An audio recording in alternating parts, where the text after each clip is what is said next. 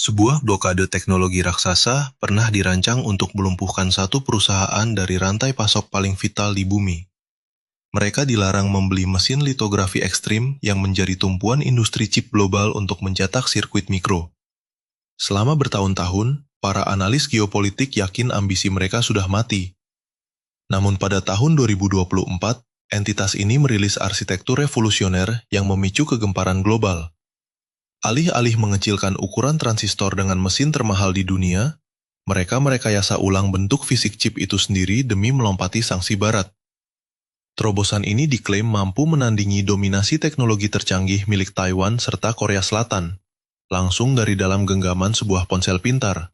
Sebelum kita membedah lebih dalam tentang bagaimana perang teknologi dingin ini terjadi, silahkan tekan tombol suka dan berlangganan agar Anda tidak ketinggalan analisis strategis berikutnya.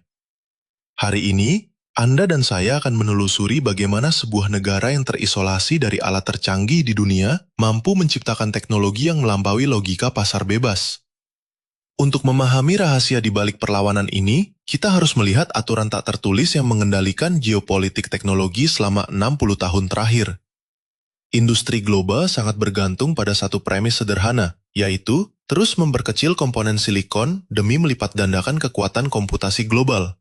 Sebuah hukum industri yang dikenal sebagai hukum Moore. Siklus 2 tahunan ini awalnya berjalan mulus bagaikan hukum alam, di mana jumlah transistor terus berlipat ganda, sementara biaya produksi terus ditekan secara drastis. Dari ribuan transistor di era tahun 1970-an, kini kita hidup di dunia dengan ratusan miliar transistor di dalam satu chip genggam. Namun rahasia geopolitik yang jarang diungkap ke publik adalah bahwa perlombaan ini sudah mulai kehabisan napas. Lompatan teknologi yang dulu dicapai dalam 2 tahun, kini membutuhkan waktu 4 tahun dengan biaya yang tidak masuk akal. Membangun satu pabrik fabrikasi modern saja kini menuntut investasi hingga 20 miliar dolar Amerika Serikat. Sebuah angka fantastis yang hanya sanggup ditanggung oleh segelintir kekuatan ekonomi dunia. Raksasa manufaktur Taiwan, TSMC, yang menjadi tumpuan kedaulatan teknologi barat, kini harus berjuang mati-matian hanya demi efisiensi area sebesar 6% pada chip generasi terbaru mereka. Padahal, 1 dekade lalu, mereka bisa dengan mudah mencatatkan peningkatan hingga 2 digit. Di tingkat atom ini, batas-batas fisika mulai memicu krisis karena kebocoran elektron dan akumulasi panas ekstrim yang sangat sulit dikendalikan oleh para insinyur terbaik sekalipun. Namun, bagi entitas strategis seperti Huawei di Beijing, rintangan yang mereka hadapi jauh melampaui batas hukum fisika tersebut. Mereka tidak hanya bertarung melawan batas alam, melainkan harus bertahan di bawah tekanan embargo geopolitik paling agresif abad ini. Kebijakan luar negeri yang dirancang di Washington secara sengaja menargetkan rantai pasok krusial guna mengisolasi kekuatan teknologi Tiongkok secara permanen. Huawei kini berada di titik krusial, di mana mereka dilarang keras membeli perangkat keras utama untuk melanjutkan riset pengecilan transistor. Ini bukan lagi soal seberapa besar anggaran riset yang mereka miliki, melainkan tentang pembatasan akses kedaulatan teknologi global. Bagaimana sebuah korporasi nasional bisa bersaing dalam perlombaan senjata digital tanpa diizinkan membeli instrumen standar yang dipakai oleh semua pesaing baratnya? Pertanyaan geopolitik inilah yang melahirkan sebuah cetak biru pertahanan teknologi yang sangat berbeda dan tidak terduga. Monopoli teknologi paling ketat di dunia saat ini berpusat pada sebuah mesin cetak silikon bernama Sistem Litografi Sinar Ultraviolet Ekstrim buatan ASML asal Belanda. Alat mutakhir seharga 200 juta dolar Amerika Serikat ini bekerja dengan menembakkan laser presisi tinggi pada butiran timah mikroskopis hingga menciptakan plasma penembus batas sirkuit. Bobotnya setara dengan 2 pesawat komersial besar dan rakitannya melibatkan rantai sekutu geopolitik barat yang sangat tertutup. Baik TSMC maupun Samsung menggunakannya sebagai senjata utama untuk menguasai pasar chip 2 nanometer. Di sisi lain, sanksi tegas memastikan bahwa baik Huawei maupun pabrikan mitranya, SMIC, tidak akan pernah diizinkan memiliki mesin ini. Melihat jalur utama mereka diblokir oleh konsorsium sekutu barat, Tiongkok terpaksa menempuh jalur mandiri menggunakan infrastruktur generasi sebelumnya. SMIC mulai memaksimalkan penggunaan mesin litografi ultraviolet dalam atau DUV, yang sebenarnya tidak dirancang untuk memproduksi chip super kecil. Guna melompati batasan kemampuan mesin tersebut, para insinyur menerapkan metode pencetakan pola ganda yang rumit. Proses ini memecah satu sirkuit kompleks menjadi beberapa lapisan sederhana yang dicetak secara bertahap dan presisi tinggi. Ini mirip dengan melukis potret mahakarya dengan mengoleskan cat lapis demi lapis dengan sangat sabar. Sebuah taktik bertahan hidup di tengah kepungan embargo teknologi global. Melalui dedikasi nasional yang luar biasa, para insinyur SMIC berhasil memaksa mesin generasi lama tersebut menembus batas fabrikasi setara 7 nanometer. Pencapaian ini mengejutkan Badan Intelijen Barat yang awalnya meremehkan kemampuan teknologi dalam negeri Tiongkok. Kendati demikian, metode pencetakan berulang ini sangat mahal, rentan terhadap kegagalan produksi, dan memiliki batas fisik yang mutlak. Menyadari adanya tembok pembatas tersebut, tim riset strategis Huawei memilih untuk mengubah arah pertempuran sepenuhnya. Mereka tidak lagi berniat memenangkan perang pengecilan transistor tradisional yang dikuasai Barat, melainkan mencari kelemahan fundamental pada desain arsitektur chip itu sendiri. Disinilah Anda dan saya harus melihat titik balik strategis yang luput dari perhatian para pembuat kebijakan di Washington. Selama ini, industri Barat terlalu fokus pada kecepatan transistor, tanpa menyadari adanya hambatan besar dalam distribusi data internal chip. Batasan utama komputer modern bukan lagi seberapa cepat gerbang logika bekerja, melainkan waktu yang terbuang saat informasi dikirim melintasi sirkuit silikon. Laporan internal menunjukkan bahwa sekitar 80% energi habis hanya untuk mengalirkan data dari satu titik ke titik lain, bukan untuk kalkulasi nyata. Ini adalah inefisiensi sistemik global yang ingin dimanfaatkan oleh Huawei untuk meruntuhkan dominasi teknologi Barat. Bayangkan tata ruang di dalam sebuah chip menyerupai sebuah megacity dengan kepadatan luar biasa tinggi. Transistor bertindak sebagai pekerja cerdas di ruang sempit, sementara kabel logam mikroskopis yang berlapis-lapis berfungsi sebagai jalan raya penghubung. Kendalanya adalah semakin panjang kabel jalan tersebut, hambatan listrik dan penumpukan daya justru akan memperlambat pengiriman data secara masif. Hambatan fisik inilah yang menjelaskan mengapa kecepatan prosesor komputer global cenderung stagnan selama 15 tahun terakhir. Dengan merancang ulang arsitektur tata ruang sirkuit ini, Huawei mencoba membuktikan bahwa keunggulan geopolitik tidak lagi ditentukan oleh siapa yang memiliki mesin cetak terkecil di dunia. Mari kita bayangkan sebuah gedung perkantoran raksasa. Jika semua pekerja berada di satu ruangan besar, komunikasi akan sangat cepat. Namun jika mereka tersebar di 100 lantai berbeda, mereka harus mengirim dokumen melalui lift yang lambat. Ini adalah metafora sempurna bagi kendala geopolitik yang dihadapi Huawei akibat sanksi Barat yang memblokir akses mereka ke mesin litografi tercanggih. Dibandingkan memaksakan diri mencetak transistor yang lebih kecil dengan mesin yang dilarang untuk mereka beli, raksasa teknologi Tiongkok ini memilih merombak total arsitektur chip tersebut. Mereka mendekatkan titik pengiriman dan penerimaan sinyal secara radikal. Jika jarak kota tidak bisa diperkecil, maka tata letak kota itu sendiri yang harus dirombak total. Langkah taktis ini melibatkan sebuah metode yang mengubah bentuk fisik semikonduktor secara total.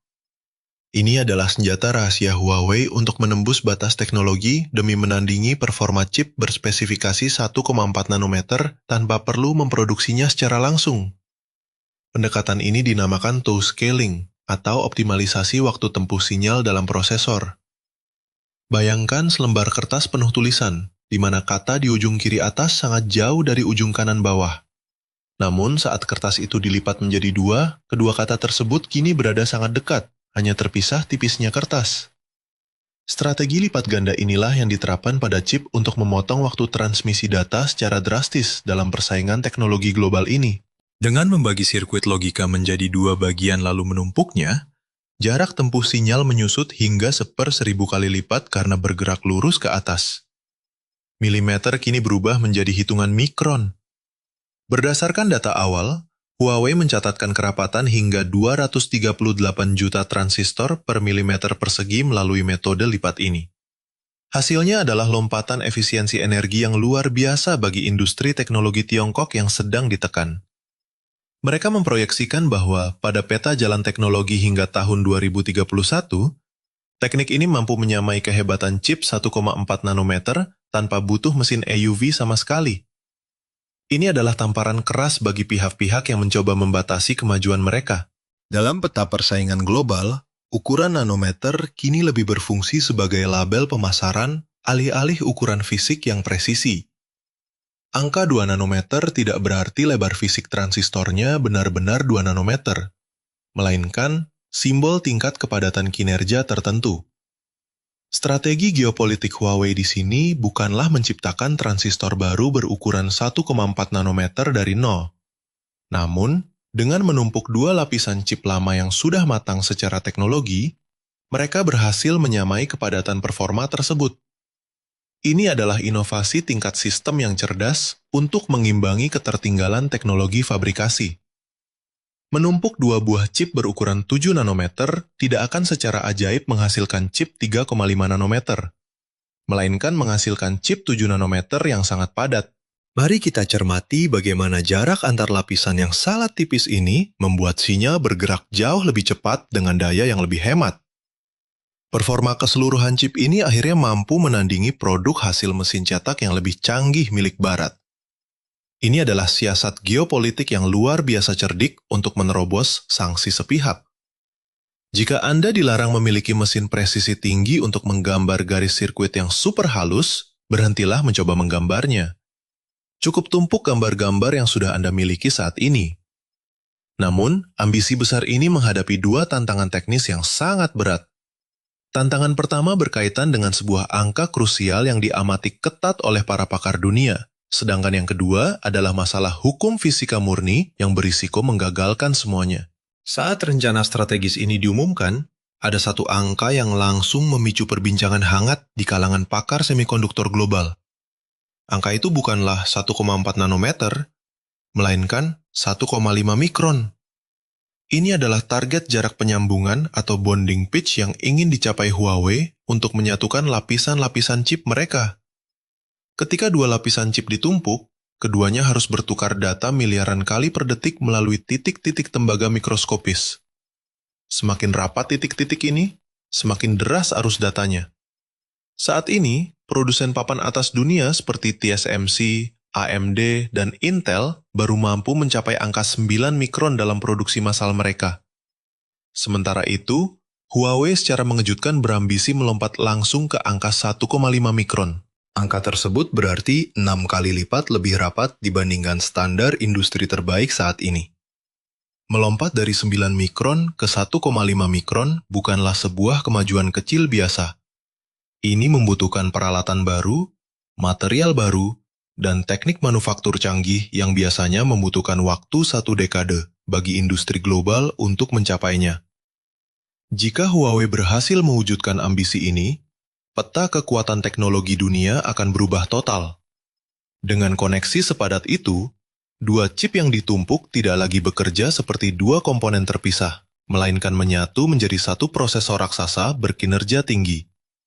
Batasan fisik di antara keduanya akan melebur sepenuhnya, menciptakan sebuah lompatan teknologi berdaulat yang mandiri dari ketergantungan asing. Untuk merealisasikannya, penyelarasan kedua lapisan chip harus dilakukan dengan akurasi mendekati sempurna. Jika jarak koneksi hanya 1,5 mikron, pergeseran sekecil atom saja akan membuat koneksi terputus dan chip menjadi tidak berguna. Lakukan hal ini pada chip seukuran kuku jari adalah tantangan manufaktur yang luar biasa sulit.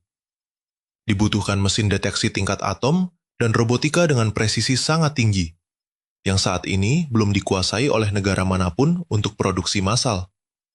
Jika Tiongkok berhasil memimpin di area tak terjamah ini, mereka akan melompati dominasi Barat hingga beberapa generasi sekaligus.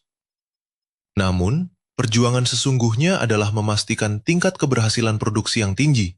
Disinilah kita melihat tantangan terbesar yang sesungguhnya, di mana hukum fisika murni berpotensi menghancurkan seluruh ambisi teknologi ini. Chip memori biasanya bekerja dalam suhu dingin karena hanya bertugas menyimpan data.